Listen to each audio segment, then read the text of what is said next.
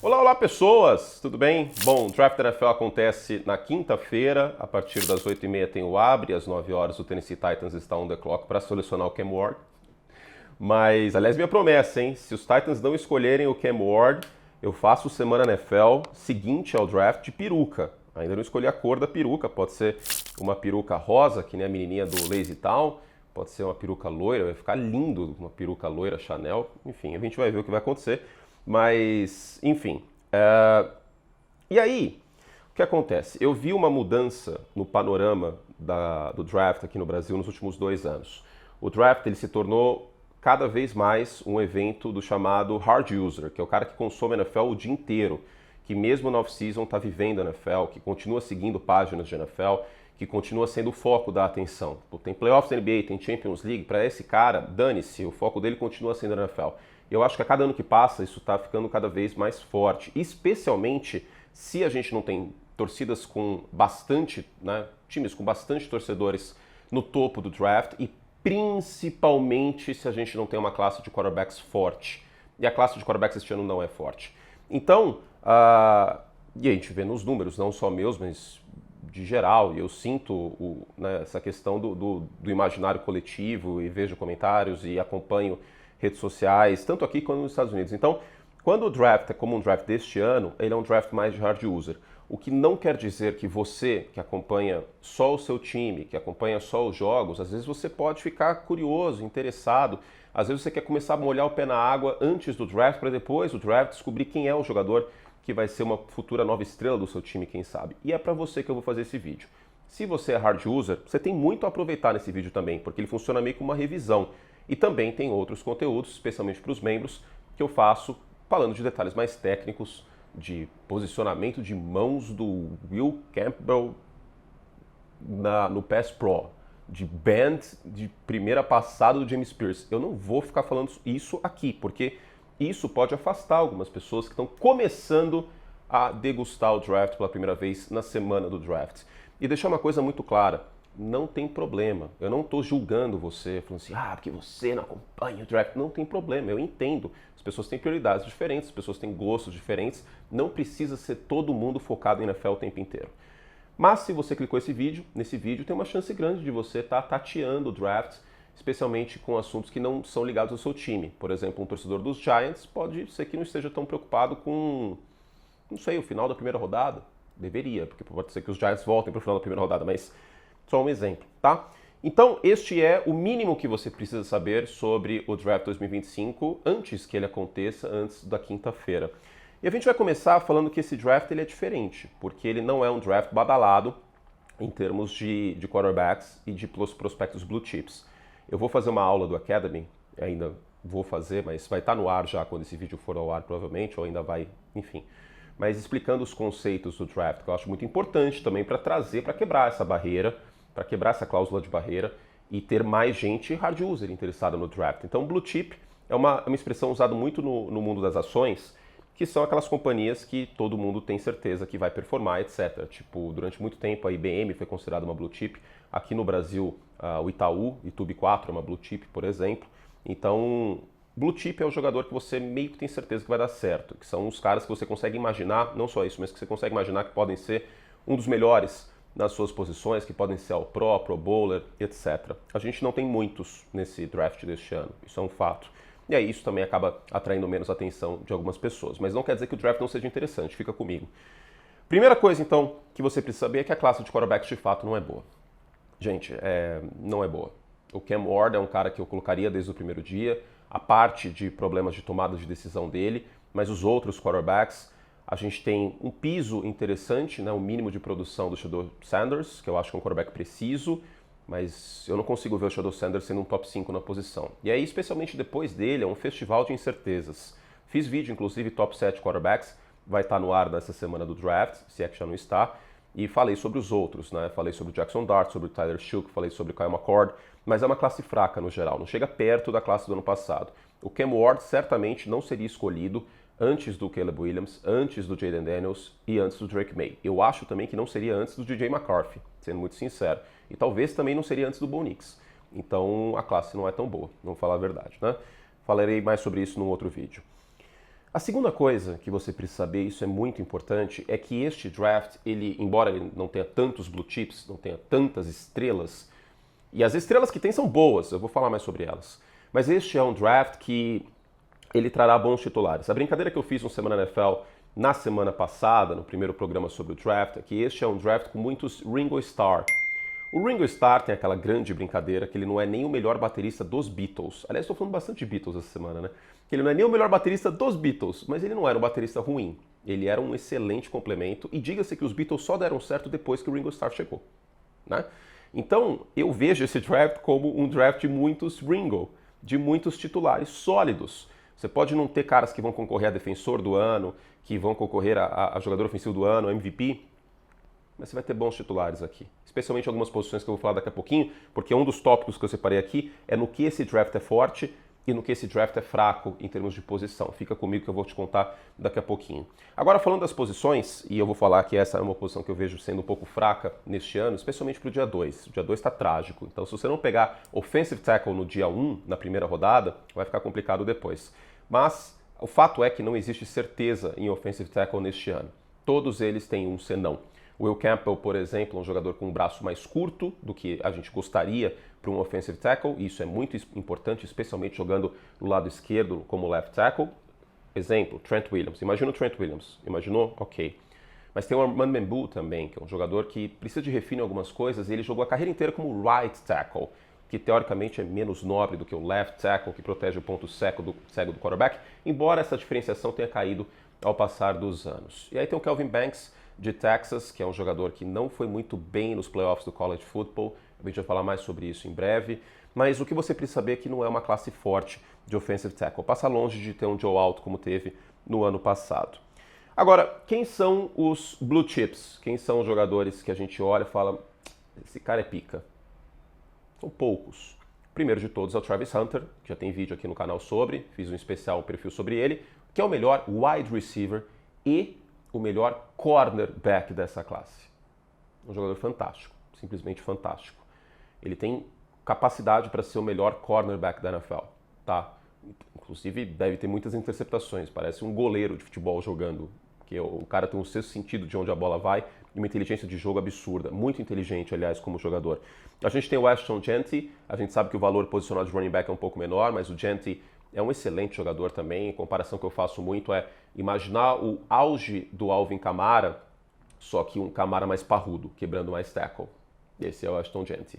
Jogador fantástico, quem escolher ele deve ter um running back aí com piso de 1.000 jardas. Ele teve 2.600 jardas no college football no ano passado. É verdade que jogou contra times mais fracos, etc., mas baita jogador.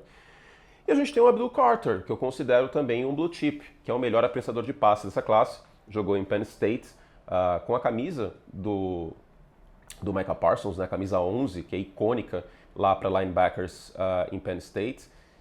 Só que ele não chega com o potencial de ser o Micah Parsons. Lembra um pouquinho algumas coisas e tal. Ele pode jogar como off-ball linebacker, jogando longe da linha, não necessariamente pressionando o quarterback. Mas eu gosto bastante dele, já falei bastante sobre ele também em outros vídeos, tá? Esses são certeza que são blue chips. Eu acho o Mason Graham, de Michigan, jogador de interior de linha defensiva, defensive tackle, também um blue chip nessa classe. Daí em diante, aí fica um pouco mais complicado, tá? Pra mim, os blue chips são esses 4. Depois é Ringo Starr. E aí, por que eles precisam ser apreciados? Abdul Carter, fantástico em explosão, em atleticismo, pressionando o quarterback, um jogador também muito instintivo.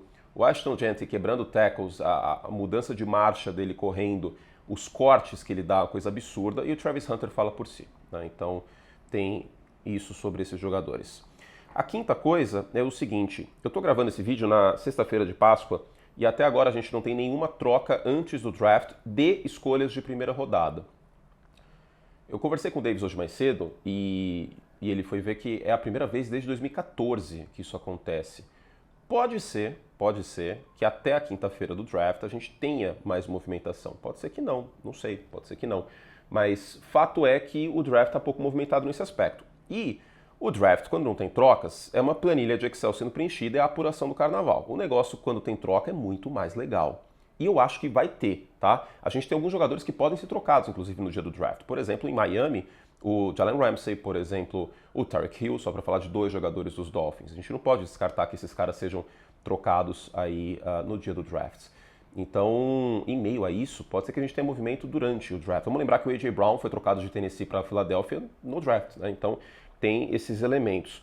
Agora, eu já falo mais sobre isso, de quem pode descer, quem pode subir no draft. E vai ter a aula do Academy explicando esses termos, trade down, trade up, como funciona e tudo mais. Então, você que está acompanhando, começando a acompanhar agora na NFL, fique tranquilo. Sobre isso, a gente pode ter também movimentação no dia do draft, porque como são muitos jogadores que a análise pode ser muito diferente de um time para o outro, pode ser que por conta disso, algum time esteja muito apaixonado por um jogador que os outros não estejam. E aí esse time quer subir para pegar ele. E o contrário pode acontecer. Pode ser que um time olhe, putz, não tem ninguém aqui que vale, eu vou descer para a segunda rodada e queira descer, tá? Então, isso pode influenciar também trocas, tomara que tenhamos trocas no dia do draft. A sexta coisa que você precisa saber é que a gente tem wide receivers para todos os gostos. A analogia que eu fiz algumas vezes é o do buffet de almoço, né? Que você tem várias opções ali e às vezes você está com vontade de comer purê de batata e o seu amigo que foi almoçar com você não quer purê de batata. O que eu digo? Por que eu estou falando isso? Vocês sabem que eu adoro analogia com comida. Porque a gente tem wide receivers que eles não são all around, eles não são impecáveis, eles não são, um termo que a gente usa muito no beisebol, ou usava, né, porque eu aposentei, mas é o 5-2 player, que é o jogador que tem todas as habilidades de um rebatedor, né? Rebate com força, rebate com contato, tem velocidade, enfim. A gente não tem um wide receiver assim nesse draft, sendo muito sincero, tá? Um wide receiver que é só wide receiver. Mas a gente tem o Tetairoa McMillan, que é um jogador de mãos muito seguras. A gente tem o Matthew Golden, que é muito veloz, embora ele seja um pouco mais baixo. A gente tem o Emeka Egbuka, de Ohio State, que corre rotas muito bem. Então, eles têm pontos em específico, e por isso que esse draft é interessante também, porque você vai precisar de jogadores. Aí, se você quiser um jogador em específico, você vai encontrar, mas você não vai encontrar um all-around na posição de wide receiver. All-around é o cara que faz tudo, né?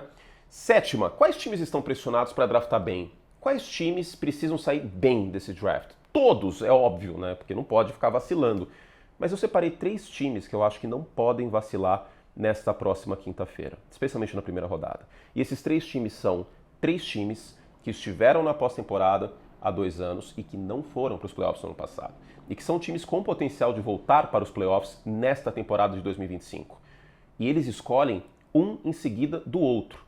São Francisco 49ers, Dallas Cowboys e Miami Dolphins. Esses times não podem errar. Os 49ers já deram suas vaciladas nos drafts recentes. Eu não gostei tanto dos últimos drafts de São Francisco. Não cheguei a odiar, tá? Não vou ser revisionista e falar que na época eu não gostei. Mas também não fiquei empolgado, vocês lembram.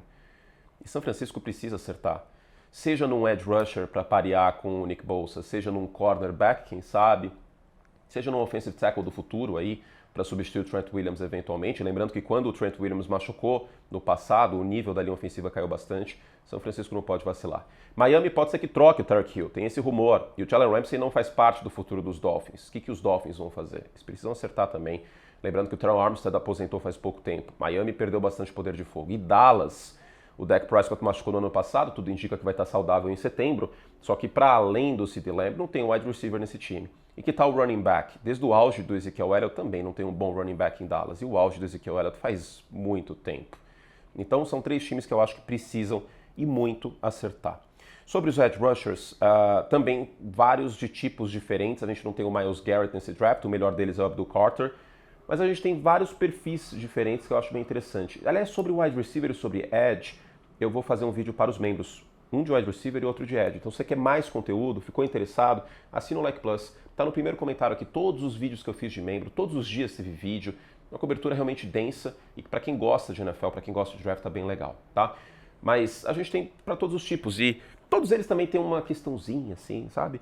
Tem a questão de maturidade do James Pierce, que é um cara com uma primeira passada fantástica, muito explosivo, mas a gente não sabe quão menino ele vai ser, sabe? Referência àquele jogador de futebol, vocês sabem de quem eu estou falando, né? E acaba afetando, queira ou não. Tem o Mike Green, que é um jogador que teve 16 sacks, mas ele é pequeno e também tem questões fora de campo com ele.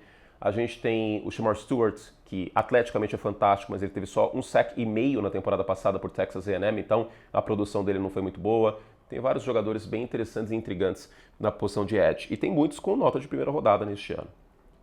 Agora falando sobre posição, justamente sobre isso, o que é forte nesse draft e o que é fraco? Forte para mim, running back. Running back a gente tem a possibilidade muito alta de ter 2, pelo menos, escolhidos na primeira rodada. Defensive tackle, também é uma classe bem interessante de defensive tackle. Tem o Mason Graham, mas tem o Walter Nolan, por exemplo.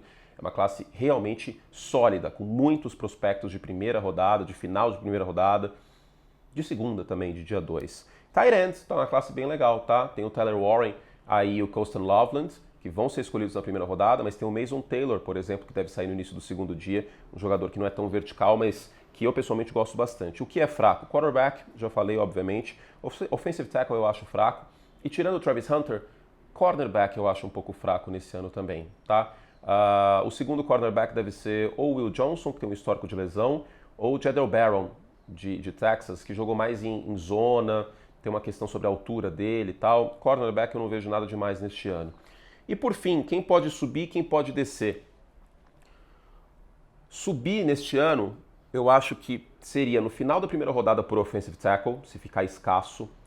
Subir por algum edge, algum apreciador de passe, defensive end / outside linebacker, que o time esteja apaixonado, tá? Porque a gente pode começar uma corrida por edge rushers no meio da primeira rodada. E quarterback. E aí é no final da primeira rodada. Quem pode descer, tá? E nesse caso, em específico, quarterback, Giants, os Browns podem subir para o final da primeira rodada, os Giants, alguém querendo passar os Rams, alguém querendo passar os Steelers na 21.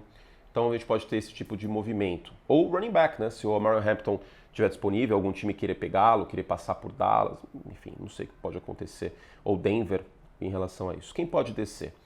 Tampa Bay é um time que eu acho que pode descer, especialmente se o Jihad Campbell, linebacker de Alabama, não estiver disponível. Atlanta, que é um time com poucas escolhas neste ano, é um time que também pode acabar descendo. Minnesota é um time que eu vejo podendo descer, especialmente se eles não tiverem um jogador de linha ofensiva do gosto deles, ou um safety do gosto deles. Houston, se já tiver saído as melhores peças de linha ofensiva, acho que é um candidato a descer, não dá para descartar também.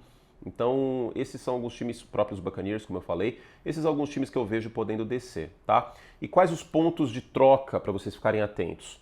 Carolina também é um time que eu vejo até uma possibilidade de descer, porque alguém pode querer passar os Saints para pegar o quarterback, alguém pode querer passar os Steelers, pular os Steelers para pegar quarterback, alguém pode querer pular os Broncos para pegar o wide receiver ou running back, e o final da primeira rodada pode ser que tenha mais movimento, tá? Porque aí o board vai ficar bastante cinzento, vai ter muita análise diferente, muita avaliação diferente, e aí isso pode ficar interessante no dia do draft. Então, é um draft muito interessante, né? Estou falando aí há 17 minutos, é um draft bastante interessante, é um draft que não tem unanimidades depois do top 5, e isso eu acho que gera bastante intriga, isso gera bastante potencial de troca, eu espero, isso gera bastante incerteza, e aí os times que acertarem neste draft, eles vão se dar muito bem, porque o gap, a amplitude para os times que errarem pode ser bem grande neste recrutamento, tá bom?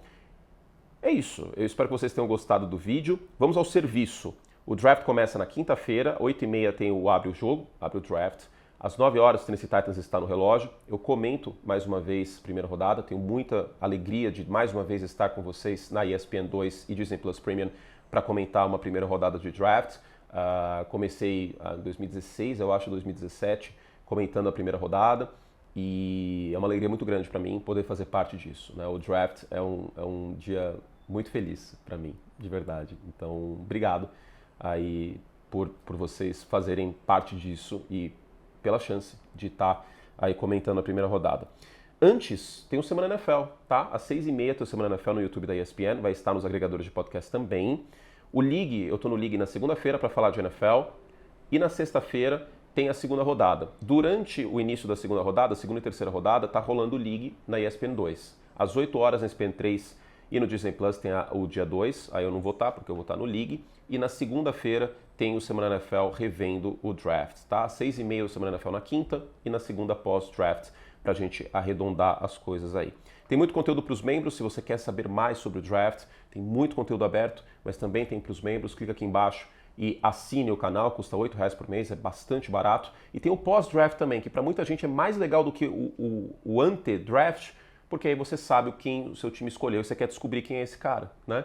Então vai ter muito conteúdo, eu vou falar de muitos times, pelo menos 20 times, eu vou falar do primeiro dia e do segundo dia. Do cara que foi escolhido na quinta rodada, aí, cara, honestamente, eu acho que não vai ser tão interessante para as pessoas e acho que a gente tem que pensar também no conteúdo que seja interessante para vocês. Eu espero que este aqui tenha sido, tá bom? Eu espero vocês na quinta-feira e a gente tem muita coisa legal aqui no canal. Dá uma olhada na home do canal, se você ainda não acompanhou, porque tem bastante coisa legal. Um beijo carinhoso, fizemos todo o estrago que podíamos. Até a próxima. Tchau.